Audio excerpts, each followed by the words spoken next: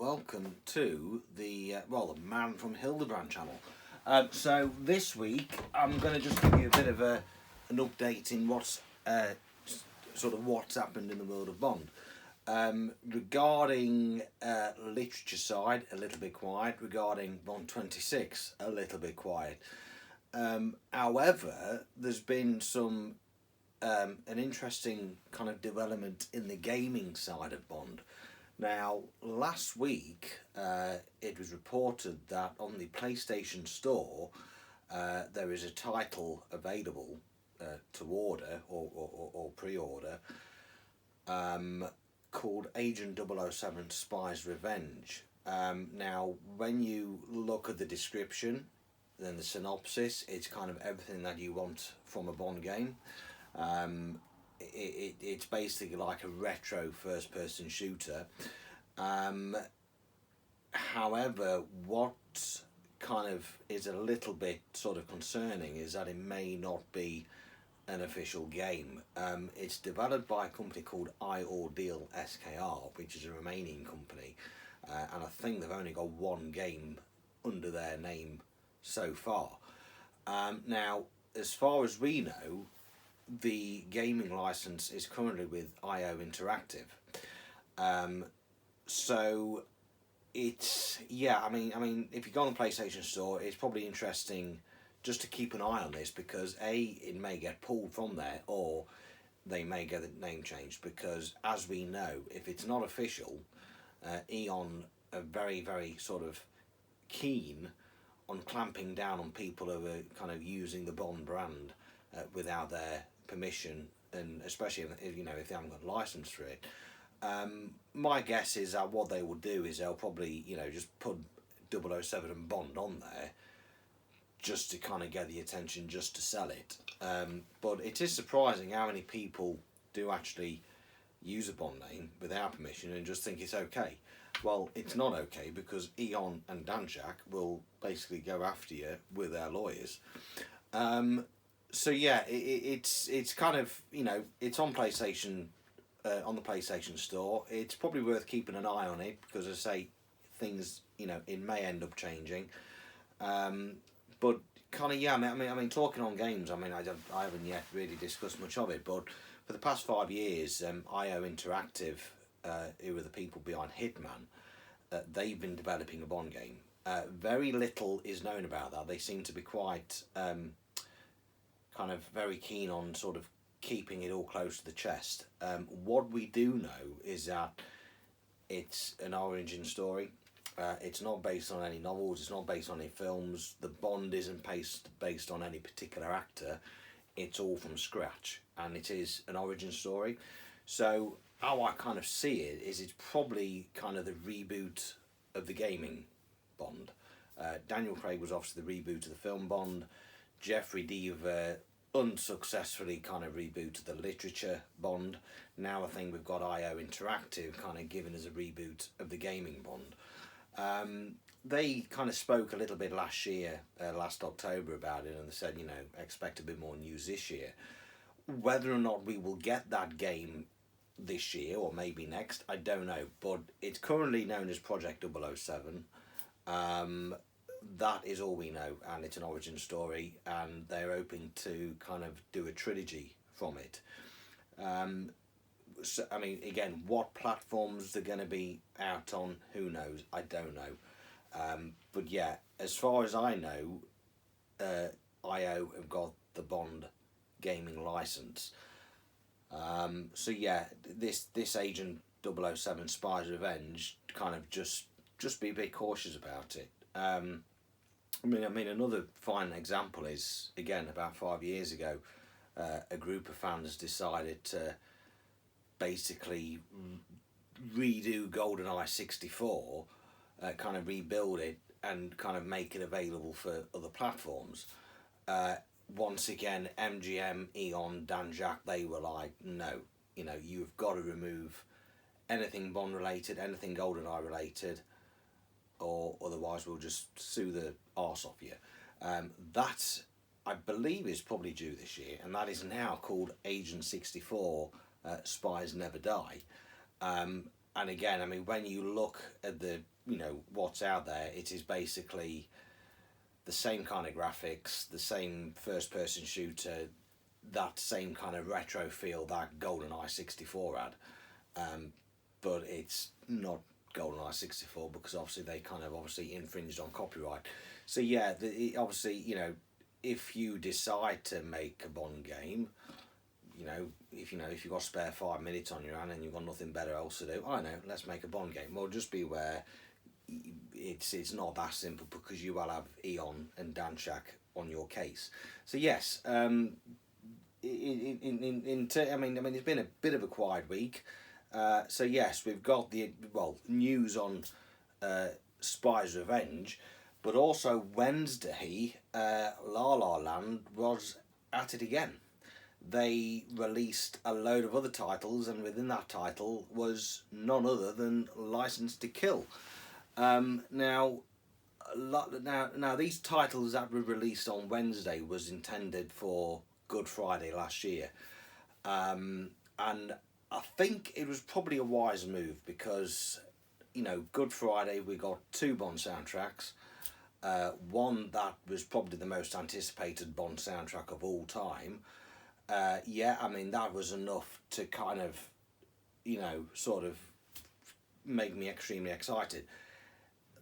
If they kind of release 3 Bond titles, I think it's safe to say I'll be speaking for quite a few of us that I think would have been hospitalised.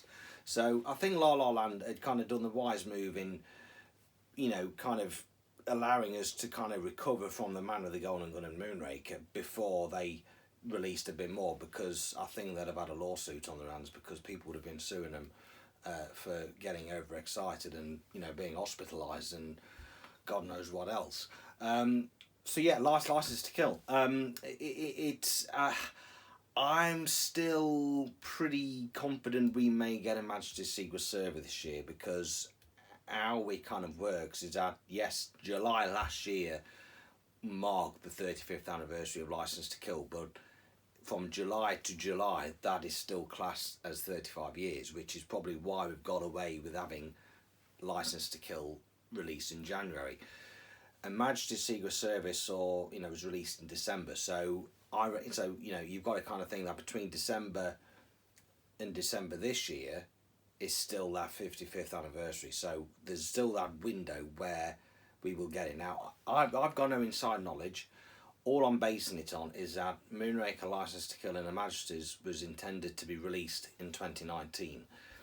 I don't know if I don't know what the policies are with La La Land. I mean, maybe, just maybe, were these titles kind of prepared and done back in 2019 or whenever, and then, for legal reasons, whatever, they've got a certain amount of time before they can release them to the public, because, we've had the 45th anniversary of Moonraker, we've had the 35th anniversary of License to Kill. I'm kind of thinking that maybe in the next announcement we could get the 55th anniversary of Her Majesty's Secret Service, which I with what I've spoken to on the forums and groups and people who know their stuff, could well be a two-disc presentation, because back in 2003 Lucas Kendall had found enough material to put on 2 discs, but the budget kind of restrained him from doing that. So I do think we still will go, we will get a Majesty's Secret Service. Now, a License to Kill, I'm absolutely delighted because I absolutely love that film, and I think Michael Kamen is very underrated. His gun barrel is Her Majesty's Secret Service and License to Kill, the gun barrel music for them are my favourites, and for me the gun barrel piece is got to be is the most important piece of Bond music. That is the first piece of music you hear. That's to kind of set you up for 2 hours, 2.5 hours, nearly 3 hours of pure entertainment and just everything that we love. And License to Kill, yes, the gun barrel, it was different, but it still worked, and it kind of totally set the tone of what was to follow.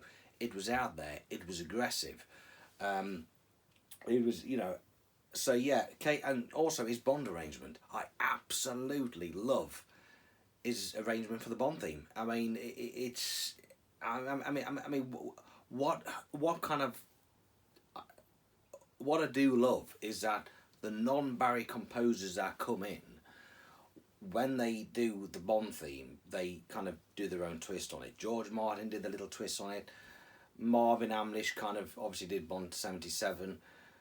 Bill Conti, I don't think he actually really gave us a Bond theme in full as such. But, you know, Michael Kamen, he did his. And I could always remember when I was about 12 or 13, when I first watched Licence to Kill.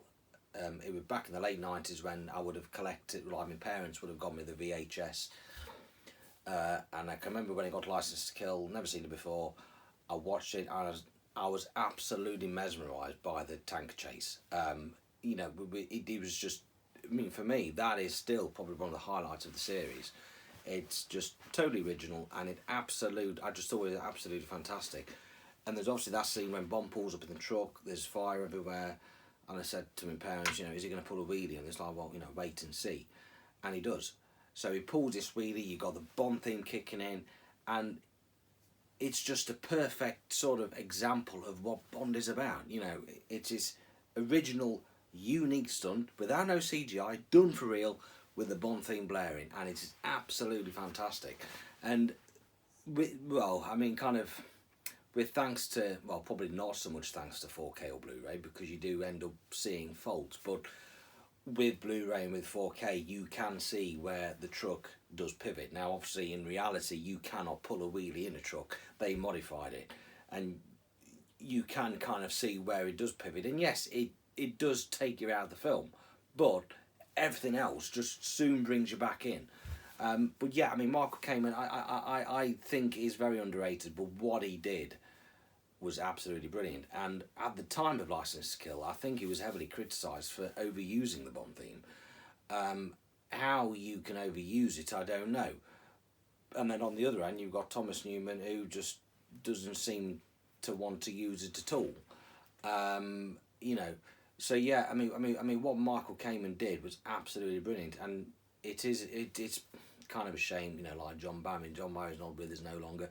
Michael Kamen's not here no longer, and it would have just been nice for them to be around to see us fans enjoy his music in full. You know, and there's a lot of music on there, you know. I mean, unlike The Man with the Golden Gun and Moonraker, where all the entire score presentation was on one disc, this is now on two. So there's a lot of pieces of music on there, and obviously also what makes this kind of more unique is that this is the first sort of release since 1989. I mean, this is the original CD album from 1989. It hasn't been released since. Back in 2003, Lucas Kendall never touched it. He did from Doctor No through to The Living Daylights, skipped Licence to Kill, went straight to GoldenEye. That, I can only imagine, would have been down to licensing issues and copyrights. I mean, this was released by Spectrum MCA Records. So yeah, obviously, you know, so the right and stuff would have been totally different, which is why it was never touched. But I mean, the original presentation, there's only 10 tracks on there. It's very scarce. There's, you know, I mean, you've got Dirty Love, and you've got some Source Music Wedding Party, and then obviously you've got License Revoked, which is basically a very badly edited suite of all the action pieces. In this new presentation, what they've basically done is basically dissected that and put it all in the right order. Now, there is a track on the new score called License Revoked. That would obviously be the scene where Bond resigns and M's like, oh, you know, this isn't a country club 007, blah, blah, blah, blah. And then he starts kicking ass in Hemingway's house.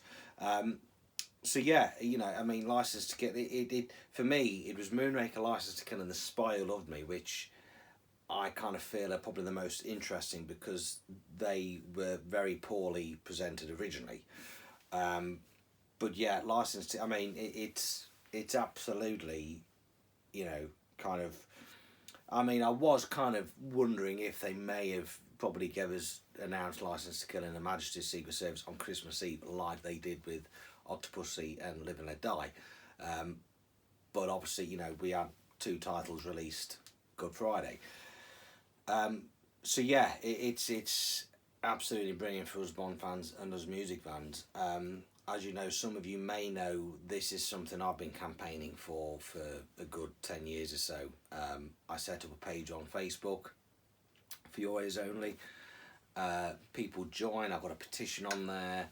I would kind of post sort of music that somebody posted on YouTube, either took it straight from the film or an isolated score. You know, basically the pieces which weren't available on CD.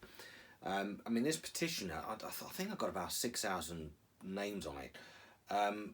I wrote a letter to Eon, I sent it to Eon, I heard nothing. A few people have kind of sort of think that, you know, what I did may have sort of encouraged this.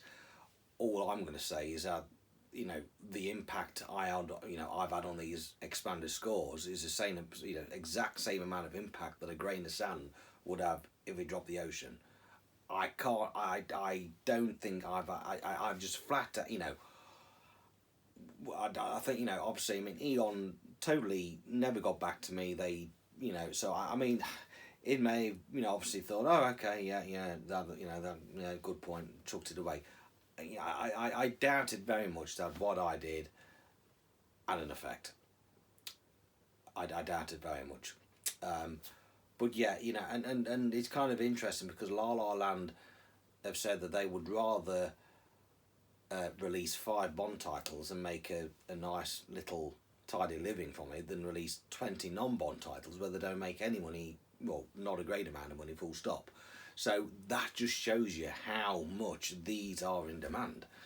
I'm kind of now pretty confident that they, you know, that they may release the whole lot, which I really hope they do. And I just can't thank them enough, and I just, you know, just I don't know, I just want them to realise how, you know, how much of a wonderful job they are doing, because, you know, these are what we've been wanting for years. And, you know, Bond music, it's like no other. It's in a genre of its own. So yeah, License to Kill, there's a lot of music on there. Hopefully it'll just make people appreciate Cayman more. You know, I mean, there's a few kind of interests. I mean, I can't say I was disappointed, but I was surprised that there was actually no Eric Clapton or Vic Flick song on there. Now, that was kind of leaked or discovered back in 21, 22. I think it was come from Japan, and somebody posted something on the internet. There was a bit of a sort of flurry of conversation whether or not it was genuine or not. A lot of people thought it was fake. It turned out it was genuine.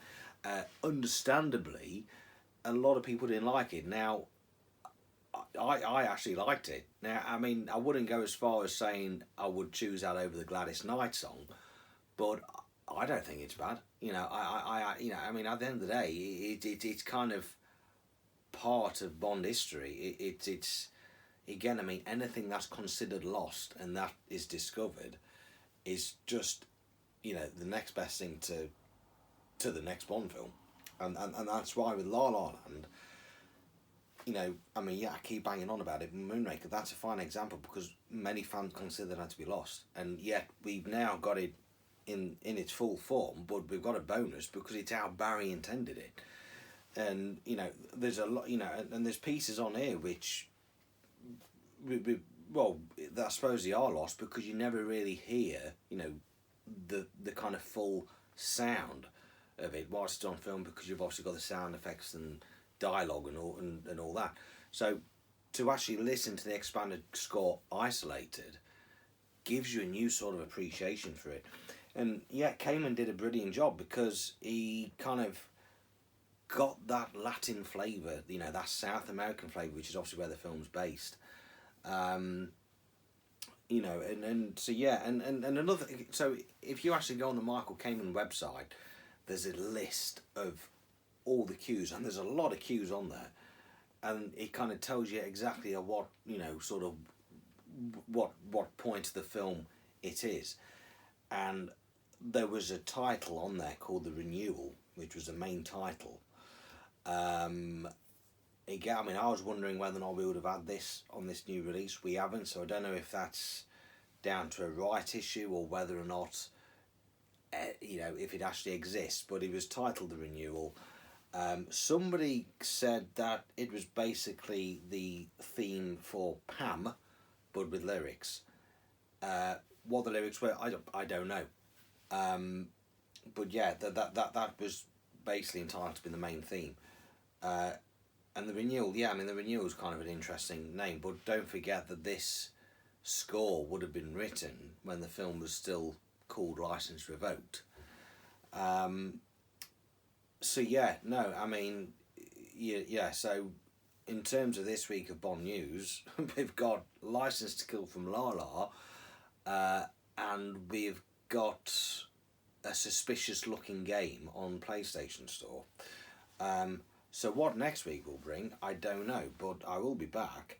But yeah, otherwise, make sure you get your copy of License to Kill. They are limited to 5,000. They are available from the 007 store, and I think the deal with La La Land is that they sell them on their own website, but they're also available on the 007 store for 90 days, which is about 3 months. I believe Moonraker and the Man with the Golden Gun are now back in stock. There was a bit of a panic because, Moonraker's ran out. No, it's happened before with the others that they have, they're given so much amount.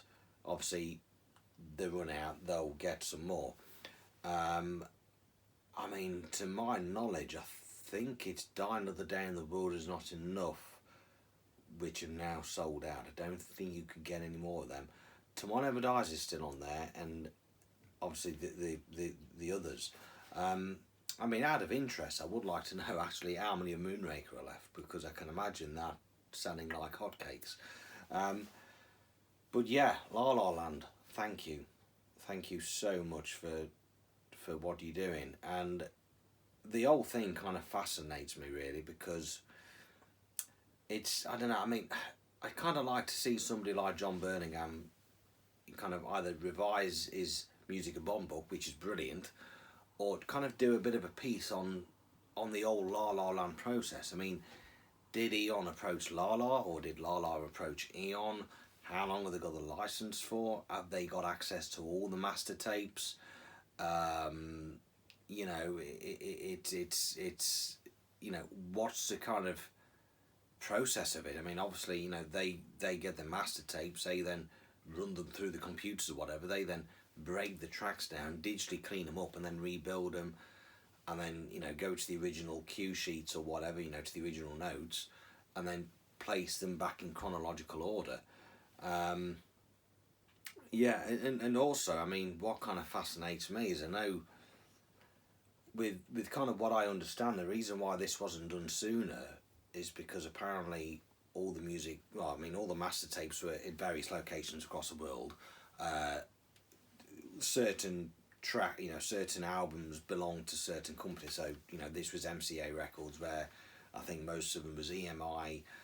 I think Octopussy and Tomorrow Never Dies, I think it was with A&M or something.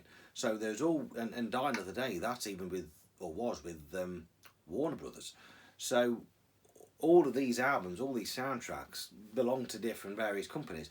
But then sort of just before COVID, they was in the process of getting them under the one umbrella. So yeah, I mean, I kind of like to know all that process. I mean, all that just fascinates me. So yeah, I mean, if somebody like John Birmingham can just give us a bit of an article, or just, you know, just give us some sort of like outline on the process that's involved. That'd be fantastic. But yeah, no. So this is License to Kill. I say I've got no inside knowledge, but I am pretty confident we may get a Majesty Secret Service. If we don't, I'm gonna be probably following the same fate as Tracy.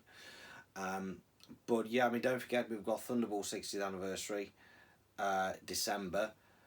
So I mean, again, you know, Thunderball. I mean, they may announce Thunderball Christmas Eve this year. We've got A View to a Kill in July. We've got GoldenEye in October. We've got Spectre in October as well. So yeah, we've got some anniversaries. So fingers crossed, we should get a good, probably another 5 or 6 kind of soundtrack albums from La La. But yeah, again, you know, we've got License to Kill, which I believe shipping on the 21st of January. So yeah, I would probably say give us at least 4 to 6 weeks, up to 2 months before all them orders for that title is, you know, has been received. So yeah, that's just a quick roundup of what's happened in this week's World of Bond. So yeah, I will return next week. I don't know what crap I'll be talking about next week, but I'm sure it'll be Bond related. But I don't know. Tune in for next week and you'll find out. Ta-da for now.